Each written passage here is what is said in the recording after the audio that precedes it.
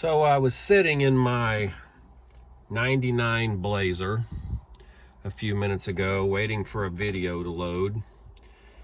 And if you've seen the story before, I am the third owner of this vehicle, and it barely got driven. It had, new car smell and everything.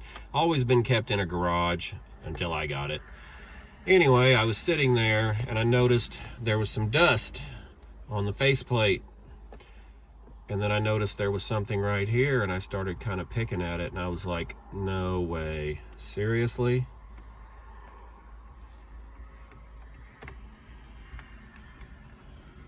Yep. It still has the protective covering 25 years later. Check that out.